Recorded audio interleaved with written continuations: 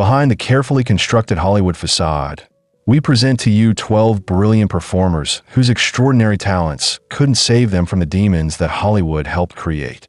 Their addictions were not moral failings, but symptoms of a system that chewed up human beings and discarded them when they were no longer profitable. This is the real story of old Hollywood's most devastating legacy. She had the voice of an angel and the face that launched 1,000 dreams. Judy Garland's performance as Dorothy in The Wizard of Oz made her an instant icon at just 16 years old. Over the Rainbow became more than a song.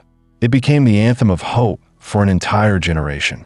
Her talent was undeniable. She could sing, dance, act, and connect with audiences in ways that seemed almost magical. MGM knew they had discovered something precious, and they were determined to exploit every ounce of that gift. What the public didn't know was that Louis B. Mayer and the MGM executives had essentially enslaved their teenage star in a cycle of pharmaceutical dependency. Judy was naturally curvy in an era that demanded rail-thin starlets. The studio put her on a brutal diet and, when that wasn't enough, started feeding her amphetamines to suppress her appetite and keep her energized through grueling 16-hour shooting days. Pep pills, they called them. Speed, we would call them today. But what goes up must come down. The amphetamines left Judy so wired she couldn't sleep, so the studio doctors prescribed barbiturates, sleeping pills, to knock her out at night. Then more amphetamines in the morning to wake her up. The cycle began before she was even old enough to vote. One of the MGM executives reportedly told her, "You look like a hunchback. We love you, but you look like a monster." This was the environment in which a teenage girl was expected to become America's sweetheart. The official narrative portrayed Judy as a troubled actress who couldn't handle fame, who was unprofessional and difficult to work with. Directors complained she showed up late. Productions went over budget waiting for her. By her 20s, she had already attempted suicide multiple times. The studios blamed her weakness, her instability, her inability to cope. But the truth was far more sinister. Judy Garland wasn't born an addict. She was manufactured into one by an industry that saw her as a commodity, not a human being. By her 30s, she was consuming dozens of pills a day just to function. Uppers to wake up, downers to sleep, more uppers to perform, more downers to come down. Her body became a chemistry experiment, her natural rhythms completely destroyed. Her friend and fellow actress June Allison remembered visiting Judy and being horrified by the sheer volume of pills scattered around her home. There were bottles everywhere, Allison recalled.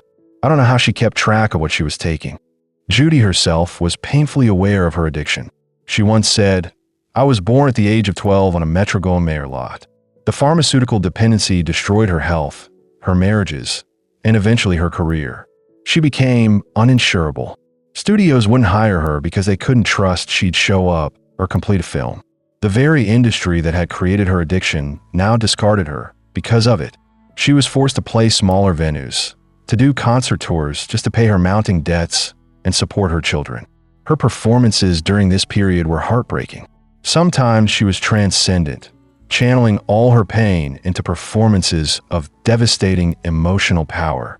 Other times she could barely stand, slurring her words, forgetting lyrics to songs she'd sung thousands of times. Audiences never knew which Judy they would get.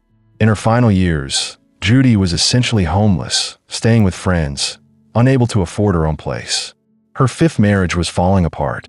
On June 22, 1969, her husband found her dead in the bathroom of their London flat. She was sitting on the toilet, her head slumped forward. The official cause of death was listed as an accidental overdose of barbiturates. She was only 47 years old. The coroner's inquest revealed the extent of the damage. Her liver showed signs of severe cirrhosis from years of alcohol abuse, used to self-medicate when pills weren't enough. The barbiturate that killed her, Seconal, was the same sleeping pill MGM had first given her as a teenager, 30 years earlier. The studio had set her on this path before she was old enough to understand what was happening to her body. Judy Garland's daughter, Liza Minnelli, would later say, "She gave her whole life. She gave it lavishly, and she was just used up." That might be the most honest epitaph for a woman who was one of the greatest entertainers America ever produced, and one of Hollywood's most tragic victims. William Holden was the epitome of the Hollywood leading man. Ruggedly handsome with an easy charm, he starred in some of the most iconic films of the 1950s: Sunset Boulevard, Stalag 17, for which he won an Academy Award, The Bridge on the River Kwai, and The Wild Bunch. He could play cynical antiheroes and romantic leads with equal skill. At his peak, he was one of the highest paid actors in the world. But Holden carried a terrible secret that would haunt him for decades. In 1966, while drunk, he was driving his girlfriend, actress Stephanie Powers, in Italy when he lost control of the car. The accident killed another driver, though he was never charged. Some say because of his fame and expensive lawyers, the guilt consumed him. He had always been a drinker, but after the accident, alcohol became his escape, his punishment, and eventually his executioner. The official story suggested Holden was a social drinker who sometimes overindulged, as many Hollywood stars did. His friends and colleagues covered for him on set. Directors scheduled his scenes for earlier in the day when he was more likely to be sober. But behind closed doors, Holden's alcoholism was spiraling out of control. By the 1970s, his drinking was affecting his appearance and his career. The handsome leading man's face became bloated and red. His hands shook. He needed drinks just to steady his nerves enough to perform. He knew what he was doing to himself. In one interview, he admitted, "Aging is the diminishing of early loves. We all are diminished." It was clear he wasn't just talking about getting older. Holden isolated himself in his final years, spending long stretches alone in his apartment in Santa Monica. He had pushed away most of his friends and family. The few who still checked on him were alarmed by his deterioration. But alcoholics are notoriously difficult to help when they don't want to be helped. On November 12, 1981, William Holden had been drinking vodka in his apartment, alone, as he often was. Intoxicated, he tripped on a throw rug and fell, hitting his head on a bedside table. The impact caused a severe laceration on his forehead, slicing open an artery. In that moment, if he had called for help, he might have survived. But Holden, drunk and possibly disoriented, apparently tried to stop the bleeding himself. He made it to the bathroom, but couldn't manage to get help. He bled to death on his bathroom floor, alone in his apartment. His body wasn't discovered for 4 days. He was 63 years old. The official cause of death was listed as exsanguination, bleeding to death from the head wound. But the coroner's report noted that his blood alcohol level was 0.22, nearly 3 times the legal limit for driving. More tellingly, the toxicology report showed evidence of chronic alcoholism, a severely damaged liver and other organs showing the effects of decades of heavy drinking. The man who had everything, talent, wealth, fame, success, died alone on a bathroom floor, too drunk to save his own life from what should have been a survivable injury. In his final years, Holden had said, "I'm a loner. Always have been. Always will be." It was a prophecy that came true in the most tragic way possible. Veronica Lake was one of the most distinctive stars of the 1940s. Her platinum blonde hair, worn in a peekaboo style that draped over one eye, became so iconic that the government actually asked her to change it during World War II because women working in factories were copying the style and getting their hair caught in machinery. She was tiny, just 4 feet 11 inches, but she commanded the screen, particularly in film noir classics like This Gone for Hire and The Blue Dahlia opposite Alan Ladd. Hollywood marketed Veronica as sultry, mysterious, and unattainable. Her image was carefully crafted by Paramount Pictures to maximize her sex appeal. What they didn't advertise was that behind the glamorous facade was a woman struggling with depression, anxiety, and increasingly, alcohol. The official narrative suggested that Veronica Lake's career declined because she was difficult to work with, temperamental, and couldn't adapt when fashions changed and the peekaboo hairstyle went out of style. There's some truth to that. She did develop a reputation for being hard to manage on set, but the reality was more complex and far sadder. Veronica had always drunk socially, but the pressures of stardom, combined with a series of failed marriages and the studio's relentless demands, pushed her toward alcoholism. By the late 1940s, she was drinking heavily during production. Directors noticed she was showing up impaired. Her once impeccable timing was off. Her face, which had been her fortune, started to show the effects of chronic drinking. Puffiness, broken capillaries, a loss of that luminous quality that had made her a star. Paramount dropped her contract in 1948. She was only 26 years old, but Hollywood was already finished with her. She tried to make a comeback, but the parts dried up. The woman who had once commanded $4,500 a week, an astronomical sum in the 1940s, found herself struggling to find any work at all. What followed was a downward spiral that seems almost incomprehensible given her former stardom. Veronica cycled through more failed marriages. She declared bankruptcy. Her drinking, no longer controlled by studio schedules and minders, became constant. She lost custody of her children. By the 1960s, she was working as a barmaid in a New York hotel. The ultimate irony for an alcoholic, serving the very substance that was destroying her. A journalist tracked her down in 1962 and wrote a devastating portrait of the fallen star. She was found working at the Martha Washington Hotel for $60 a week, unrecognizable from the glamorous actress she'd once been. When word got out, there was a brief flurry of media attention and some offers of help. But Veronica's pride wouldn't let her accept what she saw as charity. She attempted small comebacks in low-budget films and theater, but the alcoholism was too far advanced. She couldn't remember lines. She couldn't maintain the discipline required for sustained work. The offers stopped coming. Friends from her Hollywood days reported visiting her and being shocked by her appearance and her deterioration. The Peekaboo Girl had become a cautionary tale. In her final years, Veronica was essentially destitute, living in a cheap apartment, surviving on a small Screen Actors Guild pension. She had outlived her fame by decades, spending far more of her life in obscurity and poverty than she ever had spent as a star. On July 7, 1973, Veronica Lake died of hepatitis and acute kidney failure at a hospital in Burlington, Vermont. She was 50 years old. The hepatitis was a direct result of her ravaged liver, destroyed by decades of alcoholism. She died broke, alone, and largely forgotten by the industry that had once put her face on posters around the world. Perhaps the cruelest irony is that Veronica Lake had been sober in her final months, finally winning her battle with alcohol. But the damage was done. Her organs had been too compromised for too long. Even in sobriety, her body was shutting down. The woman who had once been told by the government that her hair was a matter of national importance died, with virtually no one noticing. There was no state funeral, no tributes from Hollywood, barely any obituaries outside of trade papers. The Peekaboo Girl had simply faded away, a victim of an industry that built her up and then abandoned her when she was no longer profitable. Errol Flynn was swashbuckling adventure personified. In films like Captain Blood, The Adventures of Robin Hood, and The Sea Hawk, he brought a unique combination of athletic grace, roguish charm, and genuine wit.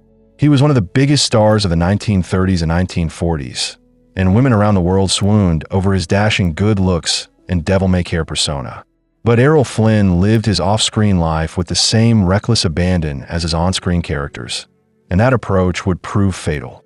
He once said, "My problem lies in reconciling my gross habits with my net income."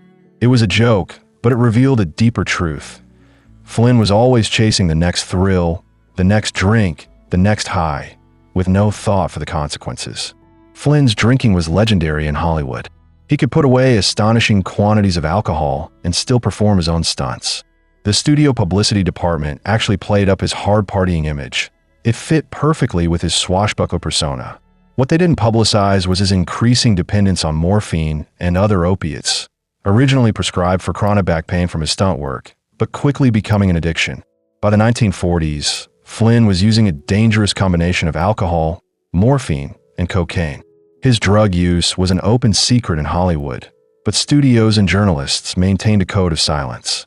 Flynn's friend David Niven later wrote about visiting Flynn's home and finding every surface covered with bottles, pills, and drug paraphernalia. The official narrative portrayed Flynn's declining career as the natural result of aging. Action heroes have short shelf lives, after all. He was gaining weight, the story went, and his boyish charm was fading with middle age.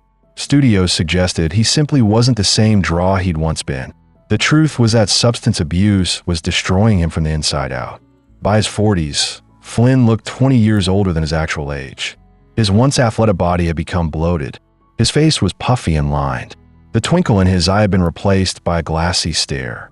He couldn't get through a day without multiple drinks and doses of morphine. Warner Brothers, which had made millions from Flynn's films, quietly stopped offering him major roles. The parts he did get were increasingly in low-budget productions, often filmed overseas where production costs were cheaper and oversight was minimal. Flynn was basically being exiled from the Hollywood that had made him famous. In his final years, Flynn was broke despite having earned millions. The money had gone to alimony payments, legal fees, taxes, and most of all, to supporting his addictions. He was living on a yacht in Jamaica, far from Hollywood, drinking rum and using whatever drugs he could obtain. Friends who visited were shocked by his deterioration. He looked ancient, moved slowly, and seemed to have given up on life. Flynn knew he was dying. He told his last lover, Beverly Odland, who was only 17, another scandal the press largely ignored at the time, "I've had a hell of a lot of fun, and I've enjoyed every minute of it." But those who knew him well suspected this bravado masked profound regret and depression. On October 14th, 1959, Flynn was in Vancouver to negotiate the sale of his yacht. He needed money desperately. While visiting the apartment of a friend, he complained of pain in his legs and back. He lay down on a bed to rest. Within minutes, he was dead. The official cause was listed as a heart attack. He was only 50 years old. The autopsy told the real story. Flynn's body was a wreck. His liver was destroyed by alcoholism. His heart showed severe coronary artery disease. His kidneys were failing. But most shocking was the pathologist's overall assessment. The doctor stated that Flynn's organs were so ravaged that they resembled those of a man in his 70s, not someone who was 50. The coroner's report documented evidence of chronic drug use, including morphine and cocaine. Flynn's body showed the cumulative damage of decades of substance abuse. Dr. Grant Gould, who performed the autopsy, later said he was amazed Flynn had lived as long as he did given the state of his organs. Errol Flynn had lived fast, and he died young, just as he'd always said he would. But there was nothing romantic about the reality. The dashing hero had ended his days as a broken addict, selling off his possessions to pay debts, looking decades older than his years, his body destroyed by the very excesses that had once seemed so glamorous. Gail Russell had the kind of ethereal beauty that seemed almost otherworldly. Paramount discovered her while she was still in her teens and immediately put her under contract. With her large, expressive eyes and delicate features, she was perfect for roles in gothic romances and supernatural thrillers. She starred opposite John Wayne in Angel and the Bad Man and gave a haunting performance in The Uninvited, one of the finest ghost stories ever filmed. But Gail Russell was crippled by something Hollywood couldn't fix with makeup or lighting. She had severe social anxiety and stage fright. The thought of performing in front of cameras, crews, and audiences terrified her. She would shake, stutter, and sometimes freeze entirely. Today, she might have been diagnosed with social anxiety disorder and given appropriate treatment. In the 1940s, she was told to toughen up and do her job. A studio doctor had a solution. He prescribed alcohol to calm her nerves before scenes. Just a drink or two to take the edge off, he suggested. For someone with anxiety and a genetic predisposition to alcoholism, it was a prescription for disaster. The official story Paramount told was that Gail was simply shy, a delicate flower who found the rough and tumble world of Hollywood overwhelming. They marketed her ethereal quality, her fragility, making it part of her brand. What they didn't tell the public was that their star was drinking before every scene, during lunch breaks, and increasingly, all through the night. By her mid-20s, Gail Russell was a full-blown alcoholic. She was arrested multiple times for drunk driving. Her hands shook so badly she could barely hold a glass.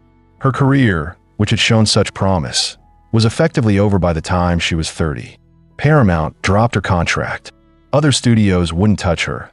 She'd become too unreliable, and the insurance companies wouldn't cover her. Guy Madison, who worked with her in Wake of the Red Witch, later recalled, "She was the sweetest person, genuinely kind and gentle. But you could see the terror in her eyes every time the cameras rolled, and you could smell the alcohol on her breath. It was heartbreaking." Gail tried to get sober multiple times. She checked into treatment facilities. She made promises to friends and family. But the anxiety that had driven her to drink in the first place was still there. And without alcohol, she couldn't cope. Each relapse was worse than the last. By the late 1950s, Gail was living in near poverty in a small apartment in Los Angeles, largely forgotten by the industry that had discovered her. She occasionally got small roles in B movies, but she was unreliable even for these minor parts. The beautiful face that had graced the screen was now bloated and prematurely aged, her eyes bloodshot, her skin showing the telltale signs of liver damage. On August 26, 1961, Gail Russell's landlord, concerned because he hadn't seen her in days, entered her apartment. He found her dead, surrounded by empty vodka bottles. She was sitting in a chair in her living room, still in her nightgown. The official cause of death was natural causes associated with alcoholism, a euphemistic way of saying her liver had finally given out. She was only 36 years old. The tragedy of Gail Russell is that her alcoholism was essentially created by the studio system. They knew she had crippling anxiety, and instead of getting her proper help, they medicated her with alcohol so she could keep working and making the money. When the addiction they'd helped create made her unemployable, they discarded her without a second thought. Her funeral was attended by only a handful of people. Hollywood had moved on long before she died. The girl with the haunting eyes had become just another cautionary tale, a what might have been, a ghost haunting the margins of film history. Barbara Payton seemed destined for stardom. Strikingly beautiful, with platinum blonde hair and a voluptuous figure, she was signed by Universal Pictures in the late 1940s and quickly moved to more prominent roles. She held her own opposite James Cagney in Kiss Tomorrow Goodbye and Gary Cooper in Dallas. Hollywood insiders predicted she would become one of the major stars of the 1950s. But Barbara Payton's off-screen life was chaotic from the beginning. She became involved in a notorious love triangle with actors Frank Catone and Tom Neal that culminated in a brutal fistfight between the two men that left Tone hospitalized with a fractured cheekbone and a concussion. The scandal made headlines across the country, and Barbara's reputation never recovered. The studios that had been grooming her for stardom suddenly wanted nothing to do with her. In the rigid moral climate of early 1950s Hollywood, a woman at the center of such a sordid scandal was unmarketable. Her contracts were dropped. Roles evaporated overnight. At 23, her mainstream career was essentially over. The official narrative suggested that Barbara had sabotaged her own career through poor choices and scandal. She was portrayed as a woman of loose morals who had brought her downfall upon herself. What this narrative ignored was how the studio system had courted her, used her, and then abandoned her the moment she became inconvenient. Unable to get legitimate film work, Barbara began a downward spiral into alcoholism and drug addiction. She started appearing in increasingly disreputable productions. She took up with dangerous men, criminals, and con artists who saw her fading fame as something to exploit. She was arrested multiple times for drunk and disorderly conduct, prostitution, and writing bad checks. By the late 1950s, Barbara Payton, who had once been compared to Jean Harlow, was working as a prostitute on Sunset Boulevard, sometimes for as little as $5 or $10, just enough to buy her next bottle or fix. Former Hollywood colleagues would occasionally spot her on street corners and not even recognize the haggard, prematurely aged woman as the glamorous starlet she'd once been. Actor and writer Robert Dornan later recounted seeing Barbara during this period. "I saw her on Sunset Boulevard, drunk, her clothes dirty and torn. She propositioned me, and I didn't recognize her until she told me her name. I gave her $20 and told her to go home. She just laughed and said she didn't have a home. It was one of the saddest things I've ever witnessed." In 1963, Barbara wrote a brutally honest autobiography titled "I Am Not Ashamed," in which she detailed her alcoholism, drug addiction, and years working as a prostitute. It was a shocking confession, particularly for that era, but there was something almost defiant about her refusal to sanitize her story. She wrote, "I had no one to blame but myself. I was given every chance in the world, and I threw it all away." But was that really true? Or had Hollywood created a system where young women were treated as commodities, used until they became problematic, and then discarded with no support system, no safety net, and no tools to deal with the trauma of sudden rejection? Barbara's final years were spent in near total poverty. Her looks, the asset that had gotten her into Hollywood in the first place, were completely gone, ravaged by alcohol, drugs, and a hard life on the streets. She lived in a tiny apartment in San Diego, supported by a small welfare check and occasional charity from old friends. On May 8, 1967, Barbara Payton died of heart and liver failure at the age of 39. The alcohol and drugs had destroyed her organs. The woman who had once shared the screen with Hollywood's biggest stars died alone, broke, and largely forgotten. Her death barely rated a mention in the newspapers. The trajectory of Barbara Payton's life, from promising starlet to Sunset Boulevard prostitute to early death from addiction, represents one of Hollywood's darkest cautionary tales. She made mistakes, certainly, but she was also a victim of a system that had no use for damaged goods and no compassion for those who fell through the cracks. John Barrymore was born into American theater royalty, a member of the legendary Barrymore acting dynasty. With his classical training, commanding stage presence, and extraordinarily handsome profile, which earned him the nickname the Great Profile, he conquered Broadway first and then Hollywood. His performances in Dr. Jekyll and Mr. Hyde, 1920, and Grand Hotel, 1932, established him as one of the finest actors of his generation. But John Barrymore was also a prodigious alcoholic whose drinking would eventually destroy his extraordinary talent and kill him before his time. He began drinking heavily as a young man, and by his 30s, alcohol had become central to his existence. He once quipped, "The good die young, because they see it's no use living if you have to be good." For Barrymore, being good meant being sober, and he had no intention of that. The official narrative portrayed Barrymore's decline as tragic, but somehow romantic. The brilliant artist undone by his own excesses, living life on his own terms. Hollywood gossip columnists wrote about his drinking with a wink and a nudge, as if it were a charming eccentricity rather than a fatal disease. The reality was far less romantic. By the late 1930s, Barrymore's alcoholism had advanced to the point where he could barely function. His memory, once photographic, was shot.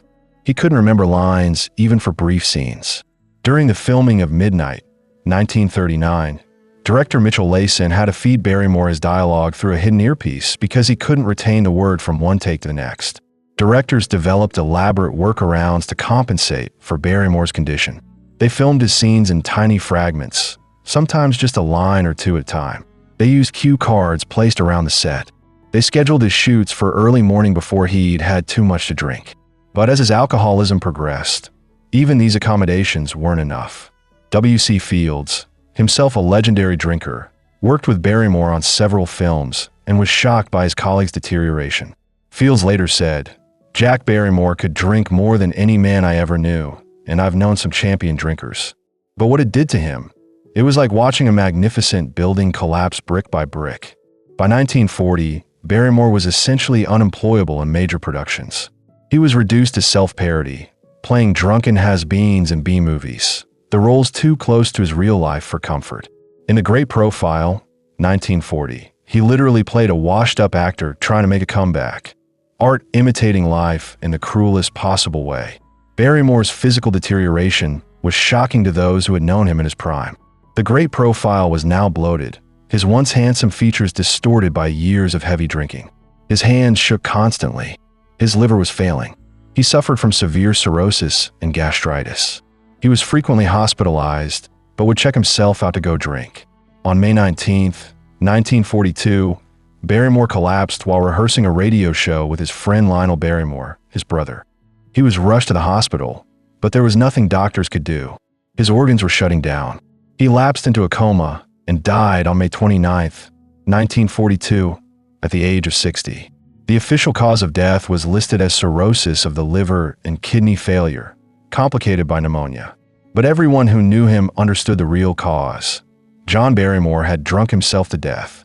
His last words, reportedly spoken to his brother Lionel, were, "You heard me, Mike." No one knows what he meant. Errol Flynn and some other actor friends allegedly borrowed Barrymore's body from the funeral home before the service and propped it up in Flynn's living room as a macabre practical joke. The story may be apocryphal, but it speaks to how Barrymore's alcoholism had reduced him to a punchline, even in death. The great tragedy of John Barrymore is that his talent was immense. Many critics believe he was the finest actor of his generation, perhaps of any generation. But alcoholism destroyed that gift, leaving behind only fragments of brilliance amid the wreckage of a ruined life. Robert Walker seemed to have it all. Handsome, charming, and talented, He became a star with his role in See Here, Private Hargrove, 1944, and reached his peak with an unforgettable performance as the psychopathic Bruno Anthony in Alfred Hitchcock's Strangers on a Train, 1951. He had been married to actress Jennifer Jones, and they seemed like Hollywood's perfect couple. But the marriage fell apart when Jones had an affair with producer David O. Selznick, whom she eventually married. The divorce devastated Walker, who genuinely loved Jones and was heartbroken by the betrayal. Friends said he never recovered emotionally from losing her. Walker turned to alcohol to numb the pain. His drinking quickly spiraled out of control. The studios tried to help. They valued his talent and wanted to protect their investment. MGM assigned Minders to keep him sober during productions, but Walker would find ways to sneak drinks. He became increasingly erratic on set, missing calls, forgetting lines, and showing up visibly intoxicated. The official narrative suggested Walker was mentally unstable, unable to cope with the pressures of fame and the end of his marriage. There were reports of suicide attempts and bizarre behavior.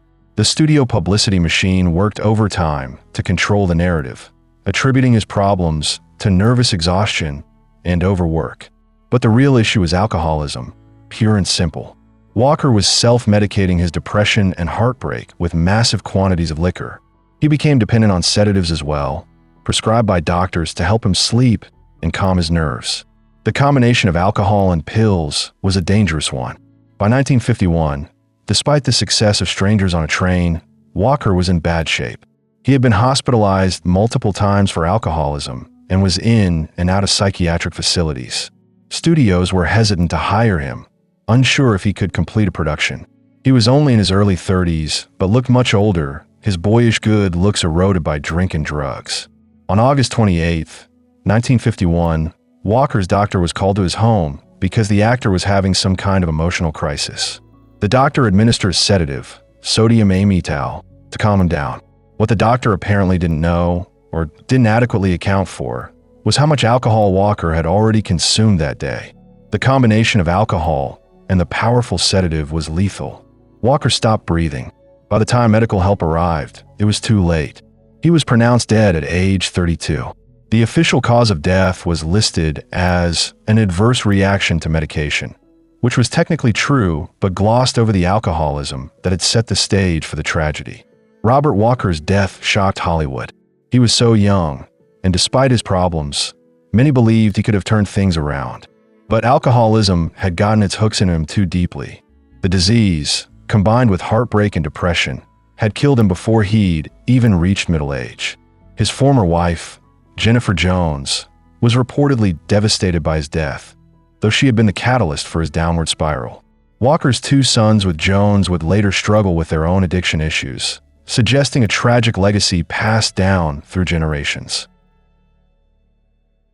Alan Ladd was the quintessential film noir leading man. With his cool demeanor, granite features, and world-weary voice, he defined the hard-boiled detective and tough guy roles of the 1940s and 50s. His performance in This Gun for Hire, 1942, made him a star, and Shane, 1953, remains one of the greatest westerns ever made. At his peak, he was one of Paramount's most valuable properties. But Ladd struggled with insecurities his entire career. He was short, only 5 feet 5 inches, in an industry that prized tall, commanding men. Studios went to elaborate lengths to hide his height, using special platforms and camera angles. But Ladd was always aware of the deception. He also suffered from severe depression and anxiety, conditions that were poorly understood and rarely treated in the 1940s and 50s. The official story portrayed Ladd as a reliable professional, a steady hand who always delivered solid performances. The studio carefully managed his public image, emphasizing his toughness and masculine appeal while concealing his vulnerability and mental health struggles. In private, Ladd was drinking heavily and becoming dependent on prescription drugs, primarily sedatives and sleeping pills. He used alcohol to cope with his anxiety and depression, then took pills to counteract the effects of the alcohol. It was a vicious cycle that only worsened his underlying conditions. By the late 1950s and early 1960s, Ladd's career was declining. Television was eating into movie audiences, and the tough guy roles he specialized in were going out of fashion. He was also aging visibly. his face showing the effects of years of drinking. He tried to adapt, taking character roles, but his heart wasn't in it. The depression grew worse. Friends and colleagues noticed alarming changes. Ladd seemed defeated, talking occasionally about death and about feeling like he'd outlived his usefulness. He had attempted suicide at least once before, in the 1940s, by shooting himself, an attempt that was hushed up by the studio and attributed to an accidental gun discharge. On January 29, 1964, Alan Ladd was found dead in his Palm Springs home. He was 50 years old. The official cause of death was listed as accidental overdose of alcohol and sedatives. Whether it was truly accidental or a deliberate act is something only Ladd knew, and he took that secret to his grave. The coroner's report showed lethal levels of alcohol combined with 3 different sedatives in his system. His family insisted it was an accident, that Ladd had been drinking and simply took his usual sleeping pills without realizing how the combination would affect him. Others who knew him well suspected it might have been suicide, a final escape from the depression and anxiety that had plagued him his whole life. What's certain is that years of substance abuse had left Ladd vulnerable. His judgment was impaired by alcoholism, his mental health undermined by years of self-medicating with pills. Whether he intended to die that night or not, the substances that he'd used to cope with the pressures of Hollywood had finally killed him. Alan Ladd's son, Alan Ladd Jr., would later become a successful film producer, but he always spoke of his father with sadness, recognizing that a brilliant talent had been lost to demons that 1960s medicine and society weren't equipped to address. Diana Barrymore was born into perhaps the most famous acting dynasty in American theater. As the daughter of John Barrymore, she inherited his talent, his good looks, and tragically, his predisposition to alcoholism. She seemed determined to prove she could succeed on her own merits, not just because of her famous name. Diana showed genuine promise as an actress, appearing on stage and in several films in the 1940s. She had her father's theatrical instincts and could command a stage, but she also inherited the Barrymore curse. Alcoholism seemed to run in the family's blood. Her father, her Uncle Lionel, and her Aunt Ethel all struggled with drink to varying degrees. The official narrative suggested that Diana couldn't handle the pressure of living up to the Barrymore name, that she crumbled under the weight of expectations. Studios portrayed her as fragile, unstable, unable to cope with the demands of a professional acting career. The truth was that Diana became an alcoholic remarkably young. She was drinking problematically by her late teens. Unlike her father, who at least enjoyed years of success before alcoholism destroyed him, Diana's career was handicapped by her addiction from the very beginning. She showed up drunk to auditions, missed rehearsals, and behaved erratically on set. By her mid-20s, Diana was essentially unemployable. No studio would take a chance on her. She cycled through abusive relationships and marriages, often with men who were also heavy drinkers or drug users. She attempted suicide multiple times, was hospitalized repeatedly, and seemed trapped in a pattern she couldn't break. In 1957, Diana published a shockingly honest autobiography titled Too Much, Too Soon, in which she detailed her alcoholism, her failed relationships, and her struggles with mental health. The book was a bestseller. The public was fascinated by the lurid details of a Hollywood dynasty's collapse. A film version was made in 1958, with Dorothy Malone playing Diana. But the success of the book didn't save Diana from herself. The money from the book and film went quickly, consumed by her drinking and chaotic lifestyle. Friends who tried to help her found it impossible. Diana would promise to get sober, check into treatment, and then relapse within days or weeks. The cycle repeated endlessly. By the early 1960s, Diana was living in near poverty, estranged from most of her family, surviving on small payments from residuals and the charity of a few remaining friends. She looked decades older than her actual age, her beauty destroyed by alcohol. On January 25, 1960, Diana Barrymore was found dead in her apartment in New York. She was only 38 years old.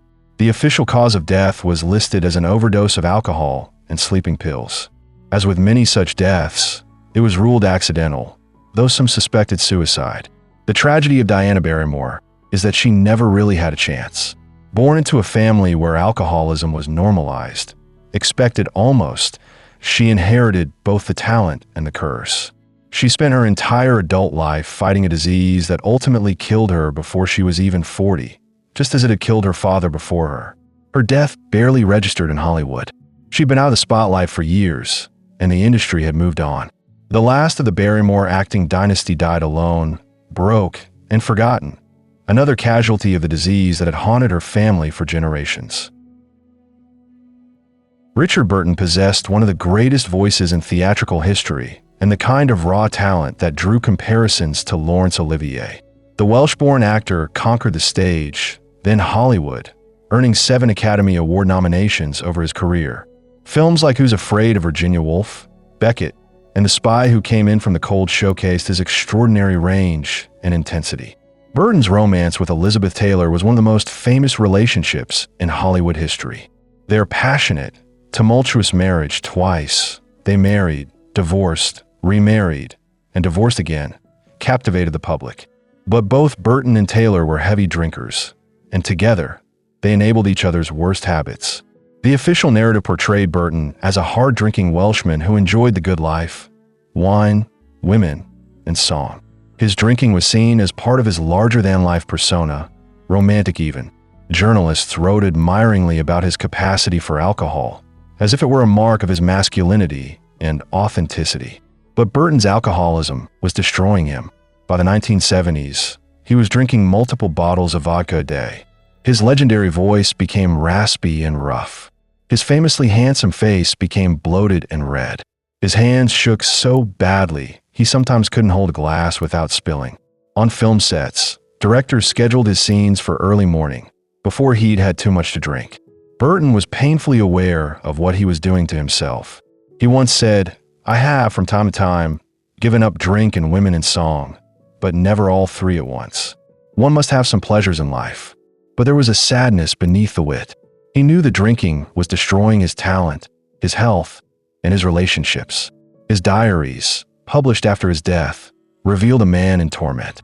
He wrote about his self-loathing, his inability to stop drinking even as he watched it ruin everything he cared about. He wrote about the fear that he was wasting his God-given talent. He wrote about mornings waking up and not remembering what he'd done the night before. In 1974, Burton finally attempted to get sober. He checked into a treatment facility and seemed committed to recovery. For a while it worked. He stopped drinking, started taking better care of himself, and his career experienced a brief resurgence. He appeared in the television adaptation of Wagner and showed flashes of his old brilliance. But Burton couldn't maintain his sobriety. He relapsed in the early 1980s, and this time the drinking was even worse. His health was failing. His liver was severely damaged. He had recurrent back problems, and he was on a cocktail of prescription medications that didn't mix well with alcohol. On August 4th, 1984, Burton complained of severe back pain at his home in Switzerland.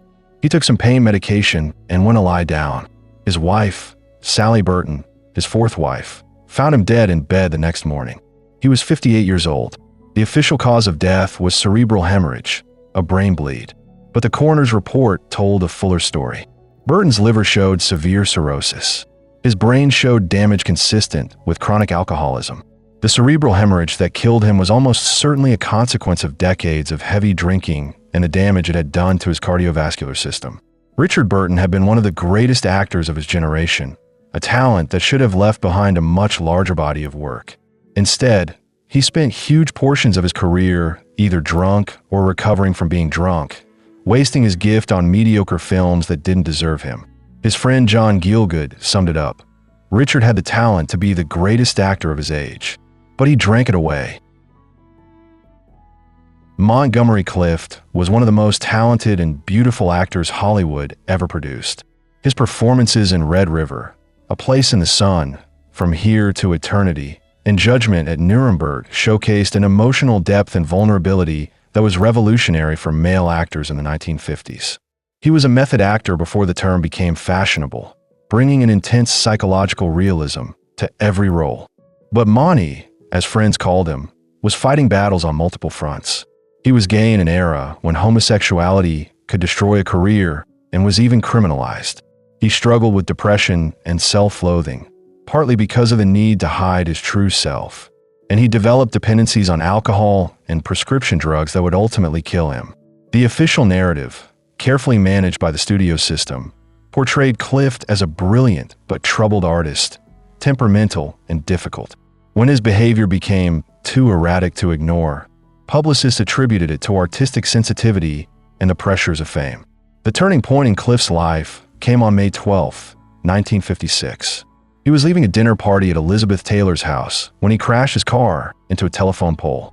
The accident shattered his face. His jaw was broken in several places, his nose was crushed, and he suffered severe lacerations. Elizabeth Taylor, following behind him, rushed to the wreck and reportedly pulled teeth from his throat to prevent him from choking to death. Clift survived, but his face, the beautiful face that had been his fortune, was never quite the same despite reconstructive surgery. More significantly, the pain from his injuries led doctors to prescribe powerful painkillers, adding a new dimension to his substance abuse. He had been drinking heavily before the accident. Now he added morphine and other opiates to the mix. His friend, Kevin McCarthy, later said, "Monty was never the same after that accident. It wasn't just his face. It was something inside him that broke and never healed." The pain pills and the drinking just got worse and worse. Despite his deterioration, Clift continued to work, delivering powerful performances even as his personal life spiraled out of control.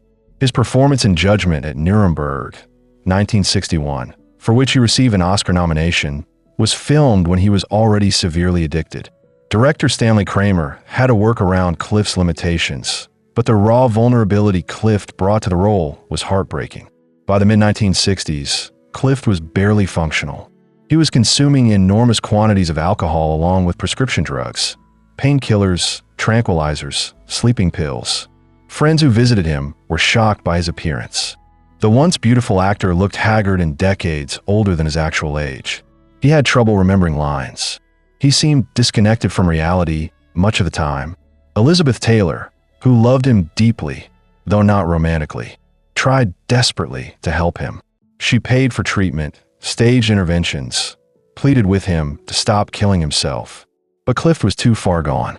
He was trapped in a cycle of addiction that he either couldn't or wouldn't break. On July 23, 1966, Clift was found dead in his bedroom in his New York townhouse. He was lying in bed, nude, wearing his glasses. He was only 45 years old. The official cause of death was listed as a heart attack, but the autopsy revealed the full extent of his substance abuse. His system contained traces of multiple drugs, painkillers, sedatives, tranquilizers, along with alcohol.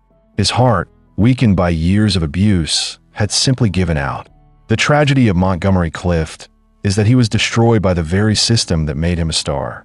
Hollywood in the 1950s had no place for openly gay actors, so Clift had to hide his true self, leading to depression and self-medication.